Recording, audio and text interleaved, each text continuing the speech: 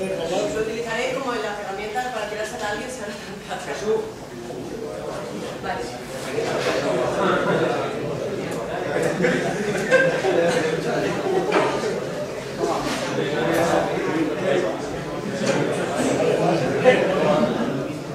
Haz un so.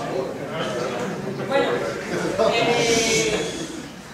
como bien has dicho Antonio, gracias a todos por venir. Soy Elena, soy la responsable de producto de Excite, o lo que es lo mismo tutor. ¿Vale? Hace unos años, hace unos 12 años aproximadamente, es una empresa que lleva pues, más de 120 años en la fabricación de todo el tema de acumuladores eléctricos, lo que comúnmente llamamos el tema de reposición y de automoción baterías.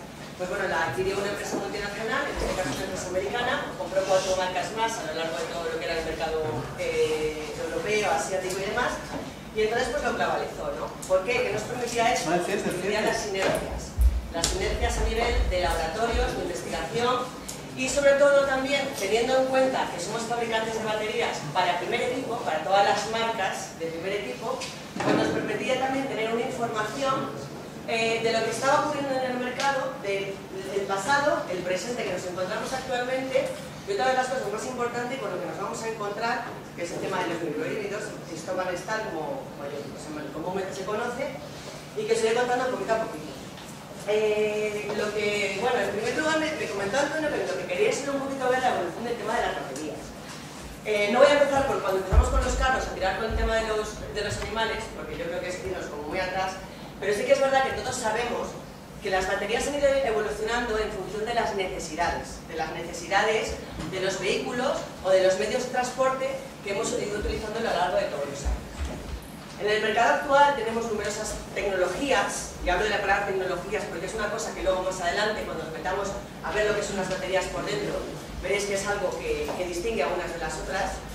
Nos encontramos con varias tecnologías hoy en día, lo que sería la batería seca, que todos los conocéis, sobre todo si utilizáis motocicletas, pero sean motocicletas o las baterías que tienes que rellenar cada 2×3, que son las baterías con mantenimiento, rellenadas con ácido sulfúrico, las baterías convencionales, que son de las que vamos a tratar ahora, que son las baterías inundadas con ácido sulfúrico, que veréis que son estancas, y luego también os contaré el porqué de que sean de esta estanqueidad.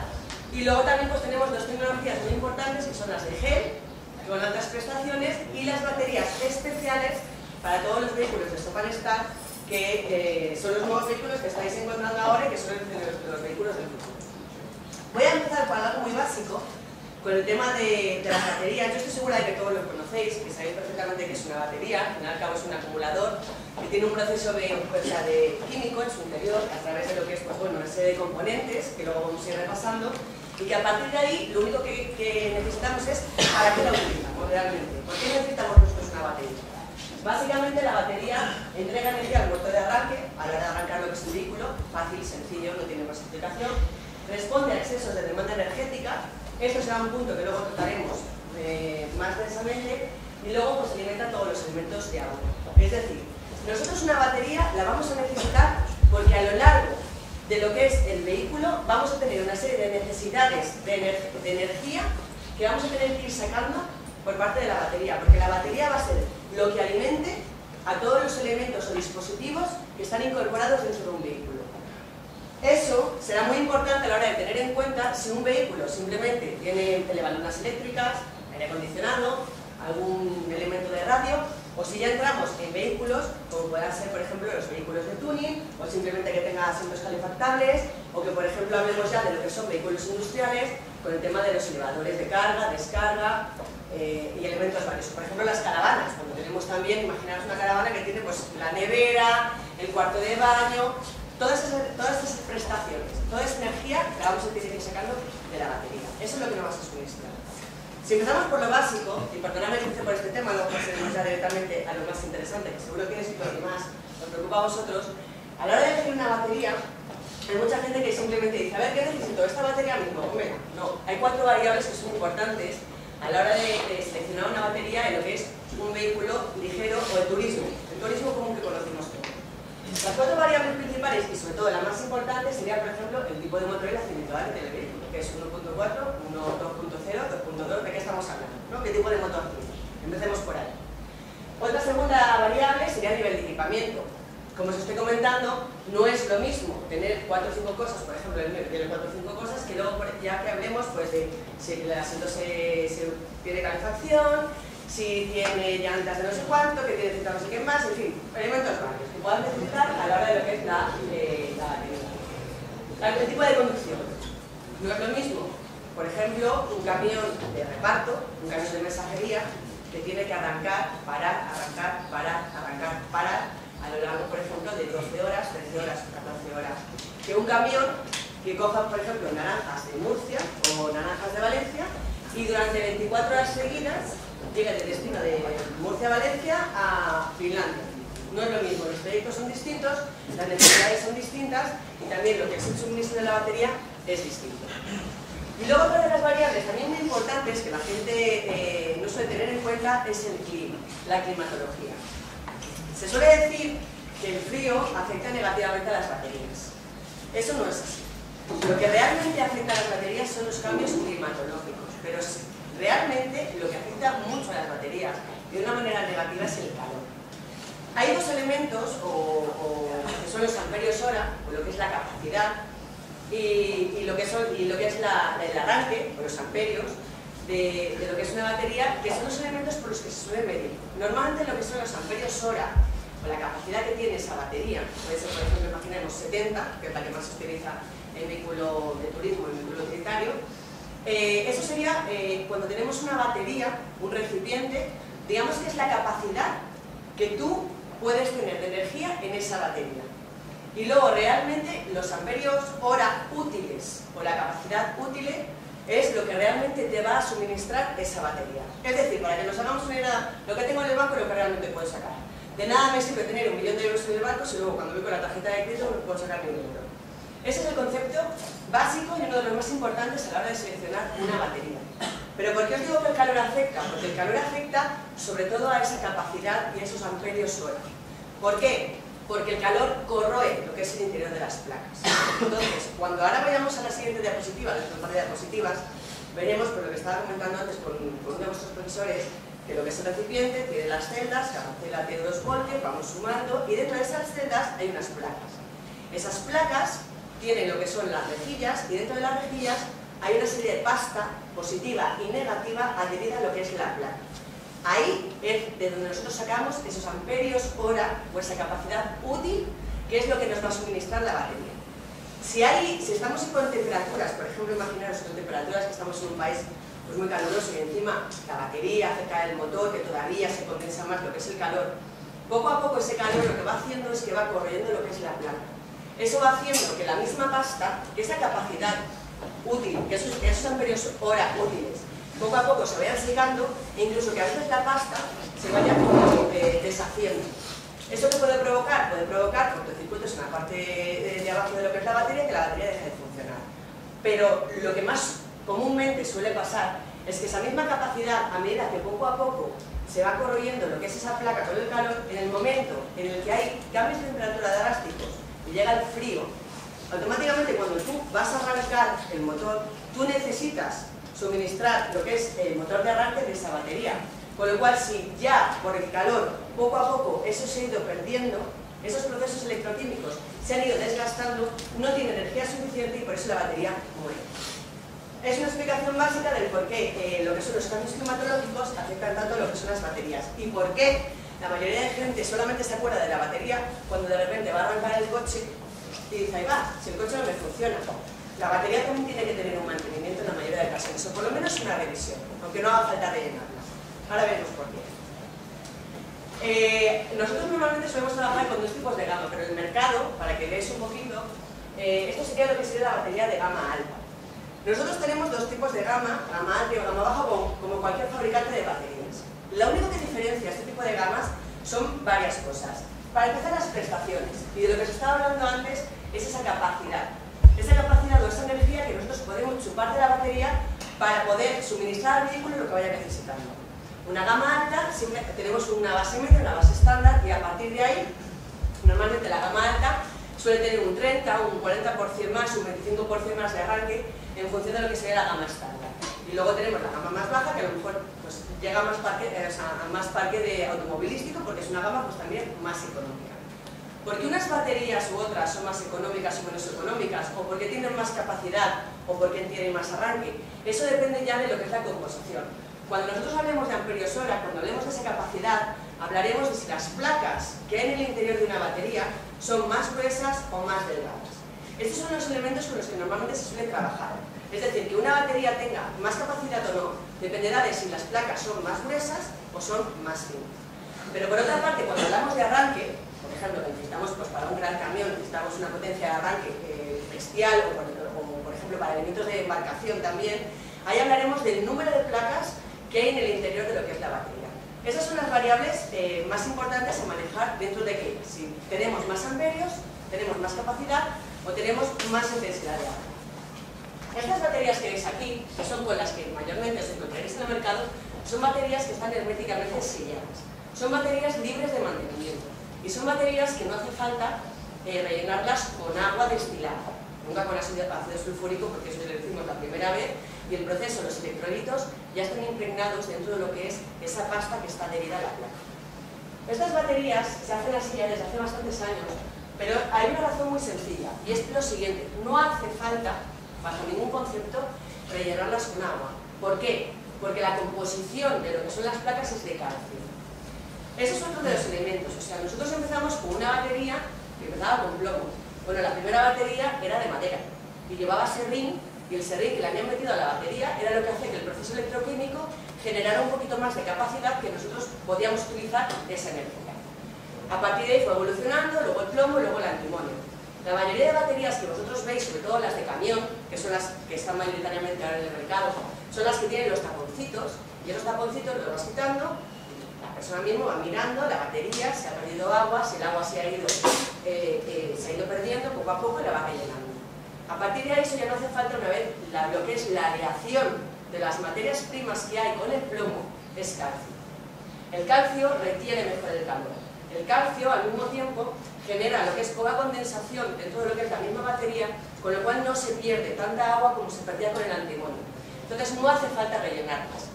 El calcio también lo que permite es que a la hora de tener una batería en stock tenga mayor duración, pueda durar más en stock. No se sulfate pronto, las placas no se oxiden pronto y las tengas que cambiar o las tengas que tirar.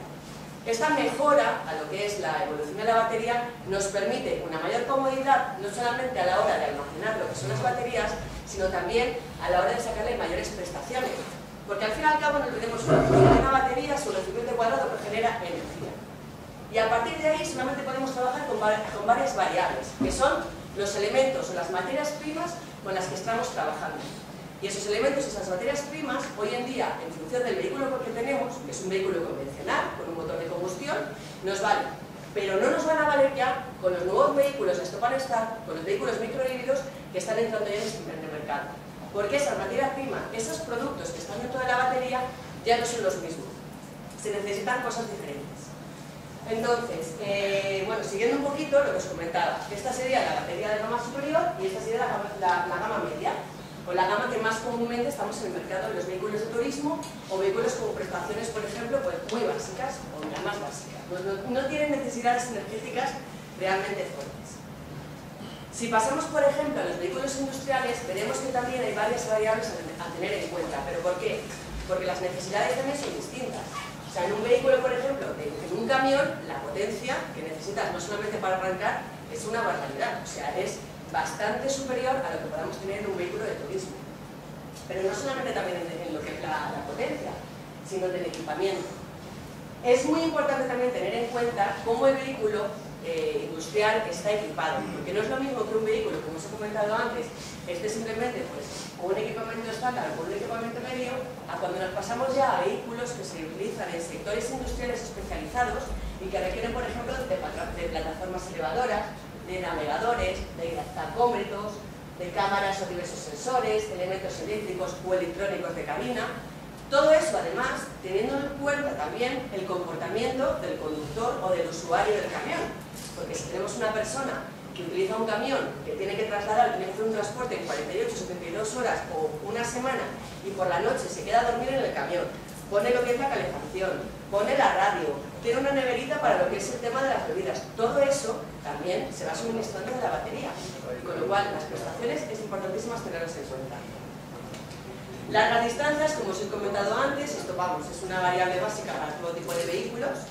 Y luego los arranques frecuentes también. Los arranques frecuentes es también muy importante porque cuando tú haces un arranque, vuelvo a repetir otra vez, tú sacas energía de la batería para luego que la batería se vuelva a recargar, para luego volverla a sacar, para luego volver a recargar, para luego volverla a sacar.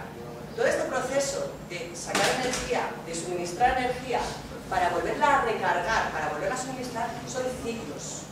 Este ciclo se queda dentro de lo que es un ciclo electroquímico que se convierte en lo que es energía eléctrica y entonces se queda dentro de lo que es el recipiente. Esto va generando también un mismo desgaste de lo que es la batería. O sea, no hay baterías que se recarguen solas, no hay baterías que sean inteligentes, no. Las baterías sufren una serie de procesos y estos mismos procesos es un uso de lo que es la energía para luego una posterior recarga.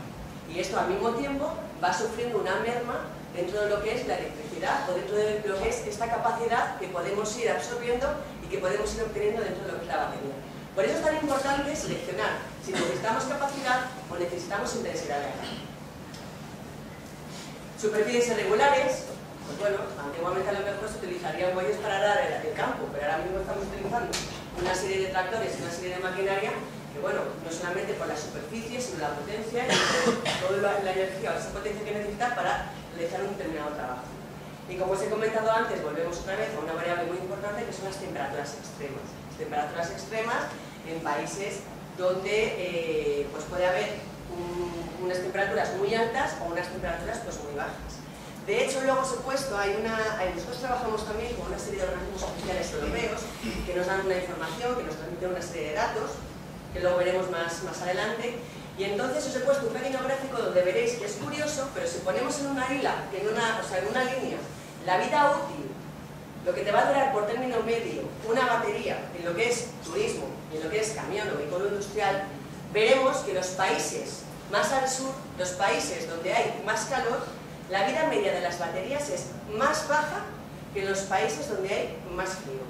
De hecho, normalmente una batería, por ejemplo, a mí me he encontrado también en algunos casos que me dicen, bueno, pero es que a mí me preocupa porque cuando yo me compro un coche, una batería me puede durar 6 años. Pero luego cuando cambie la batería ya no me dura lo mismo.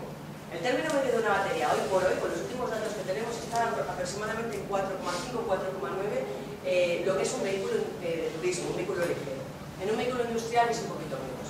Hay que tener en cuenta también dos cosas. Primero, lo que os he dicho antes, todas las variables que estamos comentando.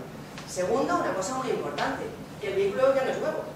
Y una vez tú arrancas el vehículo, el consumo de energía, bien sea porque una vez te la has dejado encendida, porque de repente al cerrar el capó ha pasado no sé qué, porque resulta que un día has utilizado no sé cuánto y porque el vehículo también se va desgastando, poco a poco los elementos se van desgastando, también toda esa fuerza va consumiendo también lo que son prestaciones de esa batería. Y luego otra de las cosas importantes también, sobre todo, las carreteras que hagas, el consumo que hagas, el uso que hagas y la climatología donde nos encontremos, donde nos estamos encontrando. Esto sería una batería. Esta sería en concreto una batería de camión, por lo que os estaba comentando antes. Por ejemplo, lo que os he dicho antes, una de las características principales son las baterías de camión que tienen lo que son los tapones. Esto te hace que una batería es con mantenimiento, tienes que ir rellenándola y tienes que ir comprobando el nivel de ácido que tiene la batería. Es 1,28 aproximadamente, pero bueno, siempre puede variar un poquito. Al fin y al cabo de lo que se trata es que si se va consumiendo lo que es el agua, tienes que rellenándola. Una manera de distinguir que una batería es libre de mantenimiento es que no lleve los tapones. Y una de las cosas que se están haciendo ahora, que es que la mayoría de camiones ahora mismo, una de las novedades que se va a utilizar es que sean también baterías sin mantenimiento. ¿Pero por qué? Por lo que os he comentado antes. Estas baterías que son con mantenimiento llevan antimonio. Entonces sí que se necesita este tipo de tecnología, este tipo de tecnología necesita este tipo de recipiente con este tipo de mantenimiento y demás. Las baterías con calcio ya no necesitan eso. Como podéis ver, no solamente es el recipiente, de acuerdo con los patrones CAT, sino pasaríamos a lo que es el elemento más importante, que son las placas internas. O sea, cada celda con 2 voltios y luego tenemos primero una placa positiva y una placa negativa. ¿Qué es lo que compone? De hecho, las placas, por ejemplo, cuando el proceso de producción, cuando vamos a la fábrica, que a veces enseñamos, son placas que poco a poco se van cortando y luego pasan por una especie de rodillo y son placas de metal expandido. Estas placas de metal expandido, cada fabricante tiene su técnica, pero normalmente lo que suelen hacer es que ayudan a que esa pasta, que poco a poco se va adhiriendo a lo que es la placa, se adhiera mejor. Y entonces, si hay calor, si hay frío, si hay desgaste, si hay un corto, por ejemplo, hace que lo que es la pasta no se vaya derritiendo y por lo tanto no llega a haber un cortocircuito dentro de lo que es la batería. Estas placas poco a poco se van juntando y se van poniendo una serie de separadores y estos serie de separadores van juntando lo que es la composición del grupo de placas. Los separadores son muy importantes, ¿por qué? Porque los separadores ahora mismo lo que nos permiten es, hay separadores que son por una lámina y hay separadores que son embolsados. Eso también tiene una ventaja. La ventaja de que un separador sea embolsado y de que una placa esté embolsada significa que si por las circunstancias que sean esa placa se rompe, esa placa se derrite, esa placa se parte o cualquier cosa, no caiga a lo que es la base de la batería y al no caer no afecta y no produce cortocircuitos y lo que es la batería puede seguir funcionando. De hecho, se perdería muy poquito lo que es la capacidad, prácticamente ni con un comprobador podríamos llegar a verlo. Pero, si por ejemplo ocurre que esta placa no está embolsada, porque antiguamente no se hacía así, porque a lo mejor hay otras tecnologías, porque simplemente tienen separadores y ya está, estos separadores y esta placa se derrite, automáticamente se pasará por un conducto interno, por todos los laberintos internos y podría llegar a perjudicar lo que está. Esto es un poquito lo que os he comentado antes, ¿no? A partir de aquí sería, como podéis ver más o menos, en España estamos en una vida útil media de 4,9, aproximadamente 5 años dependiendo de la batería, y lo que es el vehículo de turismo, de vehículo ligero, y a partir de aquí pasaríamos al vehículo comercial, que suele ser aproximadamente de unos 3 años.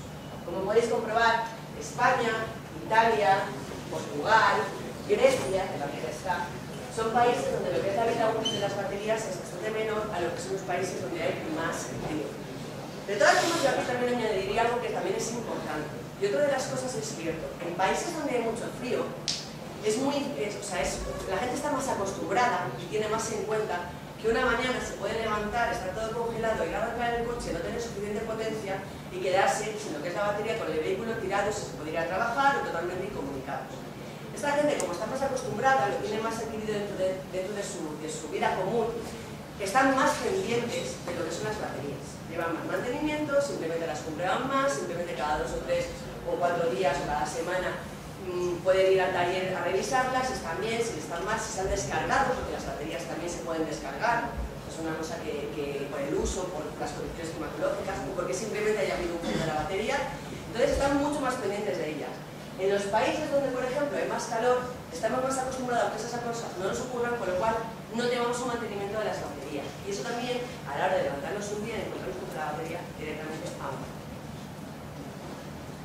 Esto sería un poco lo que a partir de ahora nos estamos encontrando. Es decir, hay que tener en cuenta una cosa, y es que en España hay un parque automovilístico de 28,5 millones de vehículos, según los últimos datos de una de las compañías más importantes que hay del tema automovilístico, que es Global. Entonces, 28,5 millones de vehículos, hablando de turismos, de vehículos industriales, de vehículos de emergencia, todo tipo de vehículos. Bien, ¿qué ocurre?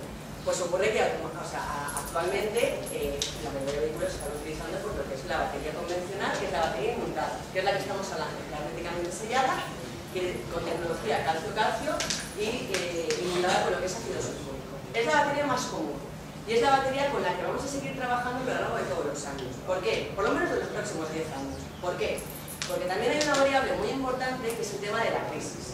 Entonces, ¿qué ocurre? El tema de la crisis también ha hecho que el parque nuestro, el parque español, vaya envejeciendo, que los coches se vayan cogiendo menos, también se trate más en llevar lo que es el tema de mantenimiento, se alargue más lo que es la vida del coche, y a lo mejor si lo podemos aguantar 5, 6 o 7 años más, pues mejor si no nos tenemos que comprar un coche nuevo.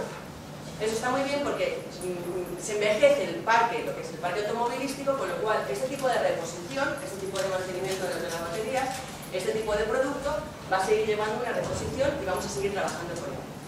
¿Pero qué ocurre? Pues ocurre que hace 3 años, por una serie de condiciones medioambientales, 3 años o 4 aproximadamente, se se reúnen todos los países, entonces se toma una serie de decisiones legales a nivel europeo, que luego se trasladaron también a lo que es a nivel americano, que en concreto ya se unificó todo, y entonces mediante un protocolo determinado se determina a nivel legal y a nivel ya por ley que todos los fabricantes de primer equipo, todos los fabricantes de vehículos van a tener una fecha determinada para que los coches que vayan empezando a fabricar poco a poco tengan un consumo determinado de combustible para que la emisión de gases sea menos de 130 gramos por kilómetro.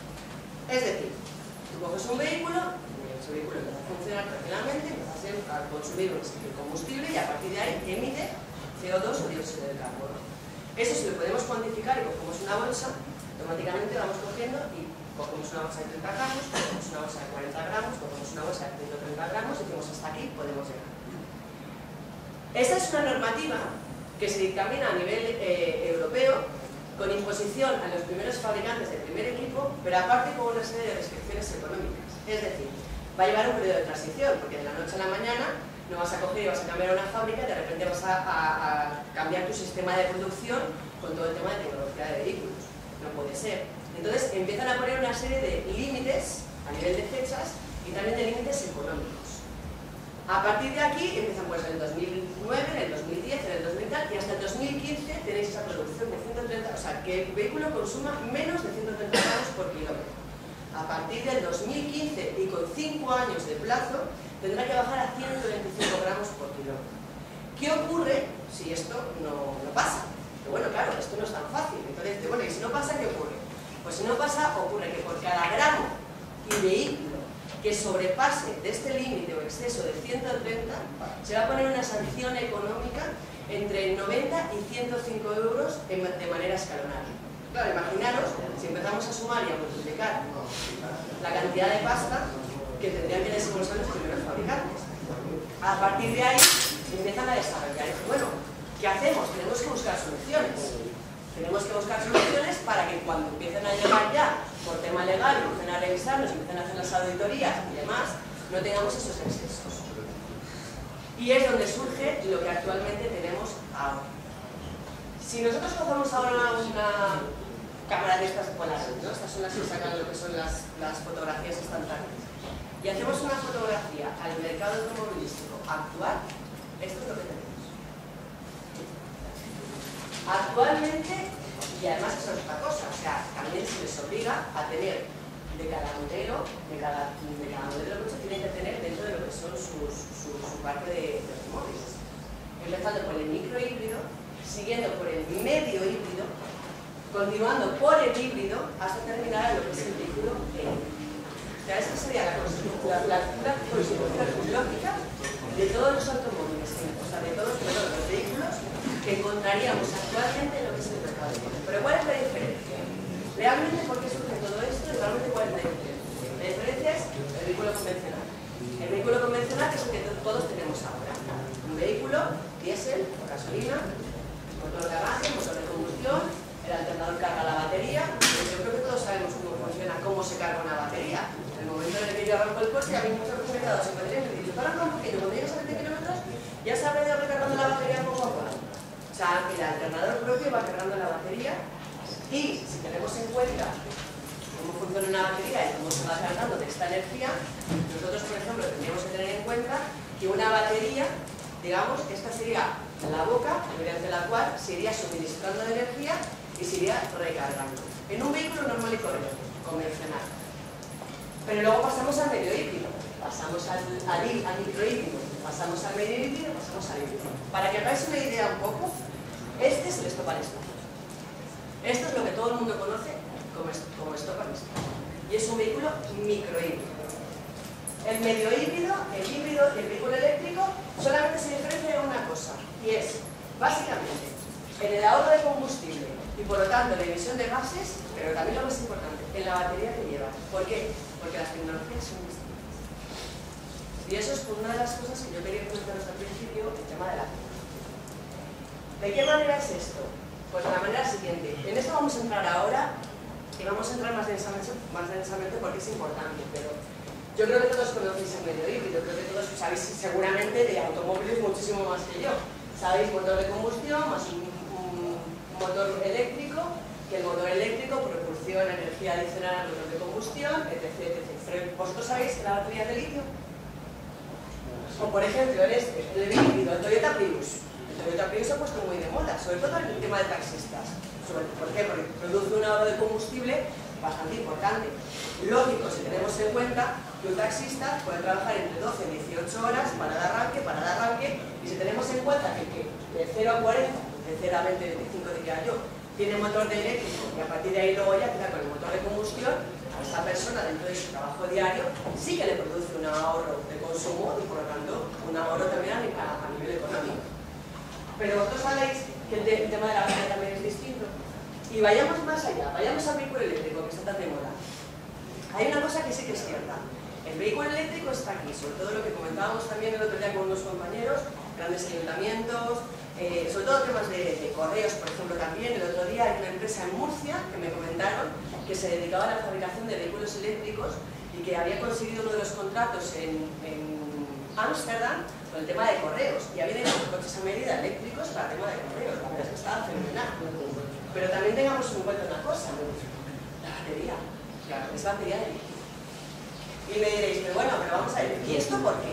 Pues yo voy a decir una cosa, sí que y esto es cierto, o sea, aquí no es cuestión de si uno es una marca, otro es otra marca, competencia, no competencia, es cuestión de tecnología, y para eso todos los fabricantes de baterías estamos igual. No apostamos por la batería de litio, o sea, tener en cuenta que el litio es una materia prima que no es renovable, no es como el plomo. Plomo hay un montón, el plomo se puede reciclar, se puede volver a utilizar, tenemos plomo en todos los países, en España tenemos un montón de plomo también, podríamos utilizarlo, se compra, se vende, está en el mercado, pero con el litio no es así.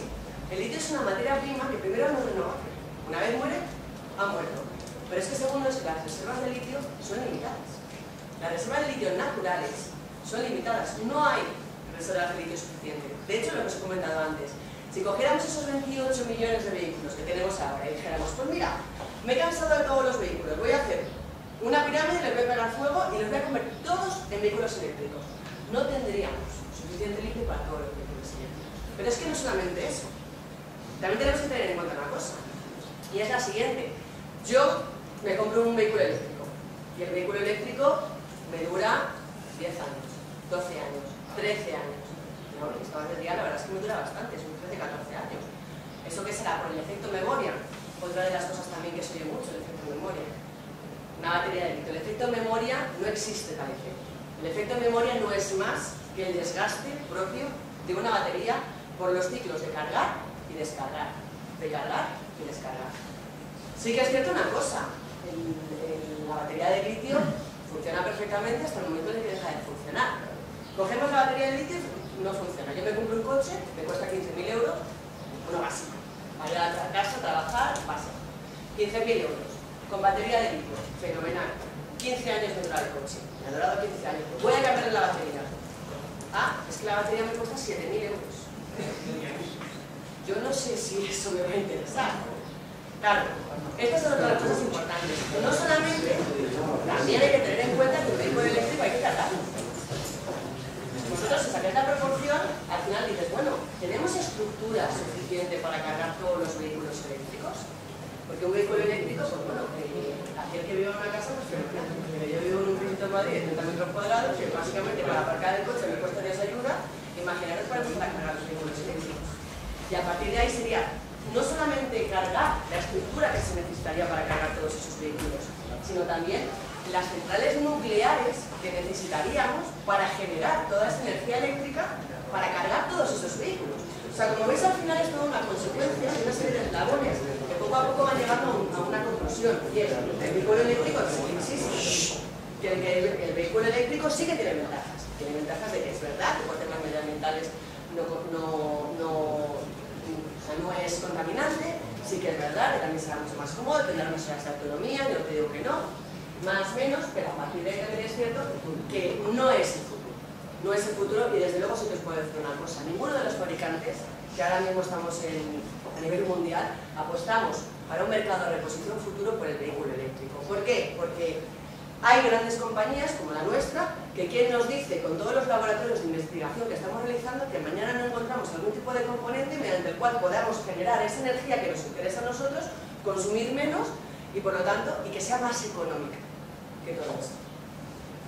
A partir de aquí, visto un poquito esto, si volvemos un poquito más atrás, o sea, habiendo hecho lo que es un mapa mental de lo que ahora mismo tenemos en el mercado, a mí me gustaría saber si alguien me puede decir que es un vehículo microhíbrido. Aparte del stop and start, ¿por qué un vehículo microhíbrido es diferente de un vehículo convencional? ¿Alguien me lo puede decir? ¿Alguien sabe? Porque yo os voy a decir que es lo mismo. O sea, un vehículo microhíbrido es exactamente un vehículo convencional con dos dispositivos más. Ahora vamos a ver. Hay una de las cosas, antes de entrar un poquito en esto, y esto quiero que lo veáis también porque cuando os he dicho antes, para que sepáis un poquito hacia dónde vamos y lo que vais a encontrar, yo quería comentaros que esta presentación que os estoy dando, este pequeño curso que os estoy dando, es lo mismo que nosotros estamos dando, la misma presentación que estamos dando a nuestros clientes. Nuestros clientes son gente de grandes superficies, perfectos, recampistas, distribuidores de baterías y talleres. ¿Por qué? Porque nos estamos encontrando que la gente ahora mismo está notando un cambio, una evolución y que no sabe por qué. Hay una cosa que hay que tener en cuenta, y es lo que os he comentado antes. Al ser fabricantes del primer equipo es quien marca las tendencias. Los grandes fabricantes de automóviles, Toyota, Mercedes, BMW, Audi, son los que están marcando las tendencias actuales a nivel de automóvil, de todos los sentidos. Entonces, estas mismas tendencias, estos números, son lo que a nosotros nos permite saber hacia dónde vamos y por dónde tenemos que evolucionar. Este sería un mapa, por lo que os está contando antes, sería un mapa mediante el cual, si veis, actualmente la mayoría de coches son todos convencionales, estamos hablando de un vehículo convencional. Pero aquí estamos hablando, por ejemplo, que en el 2013, el 80% de vehículos que van a salir al mercado hasta esa fecha van a ser todos microhíbridos. Y nos vamos a quedar con un 38% de vehículos convencionales. Y todo poco a poco irán descendiendo, porque si nos vamos a estas fechas, veis que en el medio híbrido hablamos de un 7%, en el híbrido, que es el Toyota Prius, para que se lo tengáis un poquito más claro, es el 12%, pero en el vehículo eléctrico hablamos del 0,000. De hecho, creo que se han hecho, en el último año 2011, se han fabricado 800 vehículos eléctricos a nivel mundial. O sea, hablamos de cantidades mínimas que nosotros prácticamente, pues bueno, no vamos ni a tocar. Esos son los números que realmente nos estamos encontrando. ¿Por qué? Porque actualmente, si a nosotros, los primeros fabricantes, nos están pidiendo baterías con una tecnología especial, que es la tecnología especial para los vehículos escapabilidad, es con lo que dentro de 3 años vamos a encontrarnos a la hora de tener que cambiar la batería de un vehículo. Espera un momentito porque es que estoy pensando, esto me interesa más. Vamos a comentar el tema de, vamos a empezar ya con esto, o sea, ¿por qué un vehículo microhíbrido es diferente? Un vehículo microhíbrido es un coche convencional, es un vehículo diésel o gasolina. Lo único que pasa es que se le añaden dos dispositivos. Tiene dos dispositivos que lo caracterizan. Cuando os he dicho antes que hay una regulación y hay una ley en la cual se obliga a todos los fabricantes de primer equipo a tener unas emisiones por tema medioambiental determinadas, esta gente dice, bueno, tenemos que buscar soluciones. ¿Qué hacemos? ¿Qué podemos encontrar? Pues encontramos dos cosas que hacen que el coche consuma menos combustible y emita menos dióxido de carbono.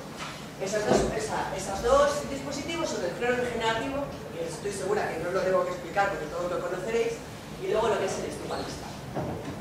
El stop and start es el sistema que simplemente permite que el motor, bueno, para ahorrar combustible, el vehículo cuando está temporalmente parado, pues bueno, ya lo conocéis. Sobre todo el BMW, que fue hace 3 años y medio, así uno de los primeros que salió, junto con el Audi también, se apaga cuando llega al semáforo, se vuelve a encender cuando le das al acelerador y ya está.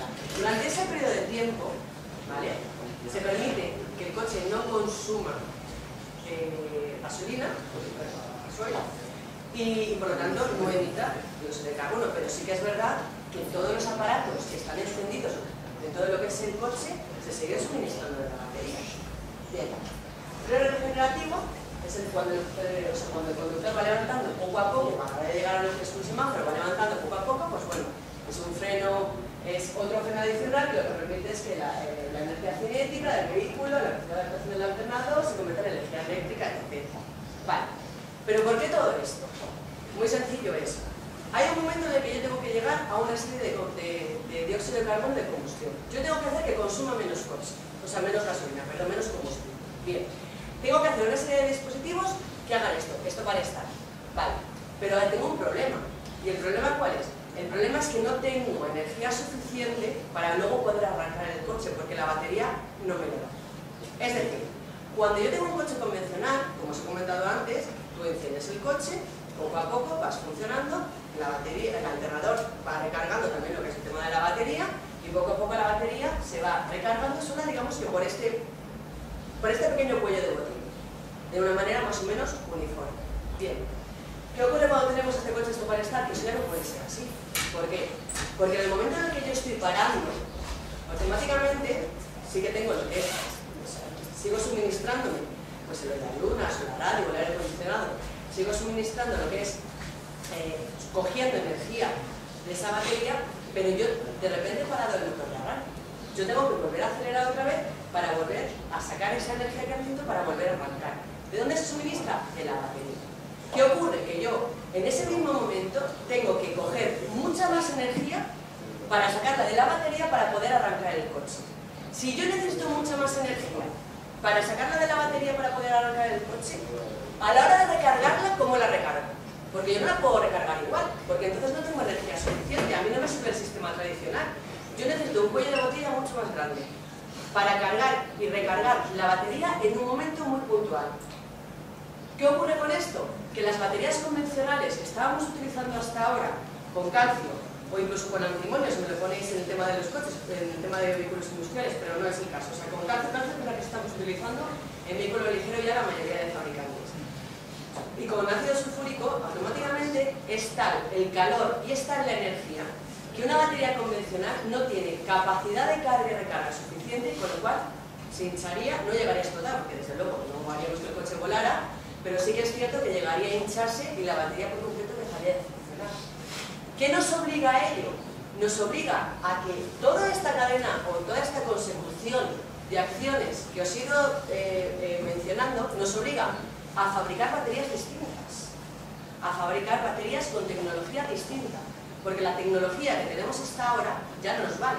Necesitamos una batería que a la hora de parar el coche, a la hora de volver a arrancar el coche, a la hora de sacar energía, chupar energía de la batería para luego volver a dársela el doble, sea lo suficientemente resistente y capaz y tenga agilidad de carga con un cuello de botella mayor. Y es cuando surgen las baterías nuevas para los vehículos microhíbridos que son con tecnología AGM. Y eso es así para todos los fabricantes. Por eso, si nosotros, hay una cosa que es muy importante y es una batería convencional, una batería inundada, una batería de ácido sulfúrico normal y corriente de las de ahora, si la metemos en un vehículo esto para estar, nos durará 3 semanas. La batería morirá. Y es que no funciona, es que no la puedes poner. No te vale, no tiene energía suficiente, no tiene capacidad de recarga suficiente, por cómo está elaborada y por la materia prima que tiene en su interior. De hecho, la tecnología AGM es una tecnología de fibra de vidrio. Y esta tecnología lo que permite es que el estado de carga y recarga sea mucho mayor. De hecho, luego hay otro dispositivo súper importante que es el freno regenerativo. El freno regenerativo, la única función, o sea, si me preguntáis, ¿y para qué ponemos un freno regenerativo? Porque esto no es nuevo tampoco. O sea, el freno regenerativo se usaba en el AVE ya hace años, o sea, esto no es nada nuevo. ¿Para qué lo ponemos? Por una cosa muy sencilla, porque necesitamos recargar la batería. Y con el alternador del coche no tenemos suficiente, necesitamos algo adicional que nos genere más energía para poder recargar más la batería para luego todo lo que tenemos que suministrar a la hora de parar y arrancar el coche. Eso es con lo que nos estamos encontrando y eso es con lo que nos vamos a encontrar. Básicamente, los vehículos esto para estar, los vehículos microhíbridos necesitan de una tecnología totalmente distinta. Ahora luego os he explicado también algunas cosas con las que me estoy encontrando, sobre todo cuando hablo con clientes y con historias que nos están sucediendo, para recargar lo que es la batería, con lo cual son tecnologías totalmente distintas. No es mejor esta batería que las baterías convencionales. Esta batería, porque es una tecnología distinta que se haya desarrollado y te permita cargar y descargar con mayor rapidez y a mayor nivel de energía Una batería no te va a durar más la batería, no nos equivocamos. O sea, la batería de esta, la duración de una media de una batería, incluso a lo mejor puede llegar a ser un poquito menos. Podemos hablar de 4,5 a 5 años, más o menos una batería de lo que es AGM. O sea, no es mejor batería, es una batería diferente. Es como intentar, pues cuando vas a comprar un traje de medida. O sea, es lo mismo, es un traje de medida para una necesidad que ha surgido y como los fabricantes de vehículos están realizando este tipo de vehículos, tenemos que poner este tipo de tecnología. Esto de aquí antes que os contaba es un poquito lo que estábamos comentando antes para que os hagáis también números en la cabeza. Me explico. Números en la cabeza es hacia dónde va a ir evolucionando el mercado. Como os he dicho antes, hay un abanico de posibilidades. Entre el abanico de posibilidades tenemos los medio híbridos, los vehículos eléctricos, etc. Pero también os estoy comentando lo siguiente, que es ahora mismo y actualmente sí que es cierto que estamos con el vehículo de la batería convencional. Pero también es verdad que nosotros, por ejemplo, tenemos dos plantas de fabricación, tenemos una en Italia y tenemos una en Manzanares, que la de Manzanares es todo lo que fabrica 100% es para el primer equipo, sufren auditorías bastante fuertes porque están todos los días allí. Y os puedo decir una cosa, estas dos fábricas, o sea, la fábrica de Manzanares tiene capacidad para producir 6,5 millones de baterías más o menos. Está produciendo ahora mismo 5,5 porque tiene dos líneas que tienen que actualizar y demás, porque así se los han pedido de auditoría y demás. Bueno, pues os digo una cosa, estas dos plantas fabrican este tipo de baterías para vehículos Stefan Star y microhíbridas y están al máximo de su producción y solamente están suministrando al primer equipo. O sea, el primer equipo lo único que está pidiendo es esto. ¿Qué os quiero decir con esto? Pues que si hace 3 años BMW fueron los primeros en sacarlo, dentro de un año empezaremos con este tipo de reposición y dentro de otros 3 años todos los vehículos ya, incluso los turismos medios, como pueda ser el Citroën, como pueden ser gamas más bajas, estarán ya todos estos con este tipo de vehículos. Hay unas cosas también hay que tener en cuenta. Cuando hablamos de lo que es el vehículo microhíbrido, hay una cosa muy importante, porque claro, todo esto también tiene su pega. ¿Cuál es la pega? La tecnología. La tecnología AGM es una tecnología que es de fibra de vidrio absorbente. Entonces, lo que os hablaba antes, tenemos una placa y de la placa, ¿vale? Digamos que está compuesta por lo que es la placa de dentro, lo que es la rejilla expandida, lo que hará es que cuando vayamos empastando, vayamos soltando esa pasta, la pasta se va adhiriendo, ¿de acuerdo? Una vez tenemos una pasta positiva y otra negativa, tiene una serie de componentes. Esos componentes lo que hace es que se van adhiriendo y luego se prenden en un proceso de curación. Ese proceso de curación hace que, digamos, de alguna manera se adhiera bien la pasta para luego, dentro del proceso, cuando se llene con ácido sulfúrico, el electrolito se vaya adhiriendo y todo lo demás. Vale. Aquí la composición va a ser distinta. Ya no estamos hablando de trabajar con el mismo en materia prima. Estamos hablando de que la fibra de vidrio va a ser la que envuelva estas placas.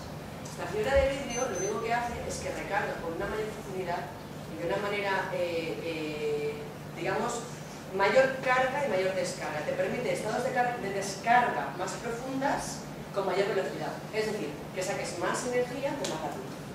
¿Qué te ocurre con esto? Que también hay un problema, porque esta tecnología tampoco es nueva, es que no estamos inventando nada. Esta tecnología la utilizaba Mercedes hace 10 años. La tecnología GM como tema de investigación cuando empezaron con algunos de sus vehículos. ¿Cuál es la diferencia? Que esta tecnología no soporta el calor. Esta tecnología con el calor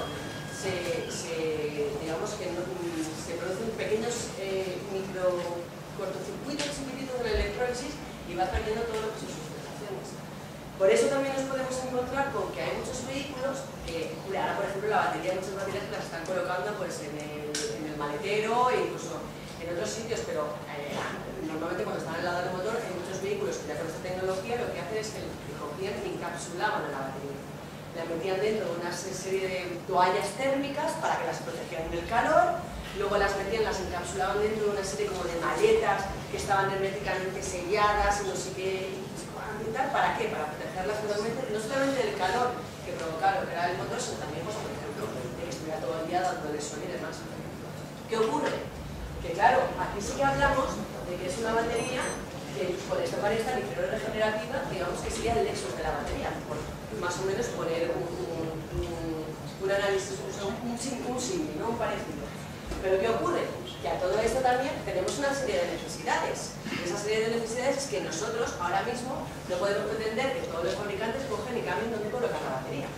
Tenemos que desarrollar una batería con una tecnología parecida, pero lo suficientemente distinta como para que se pueda colocar en el capó de un coche donde haya calor y que lo pueda soportar. ¿Cuál es la diferencia? Que cuando un vehículo tiene esto para estar, lo que os estaba hablando antes, de coger energía para luego, bastante para luego volver a recargarla, solamente esto para estar, utilizaríamos ya este tipo de tecnología, que es CM.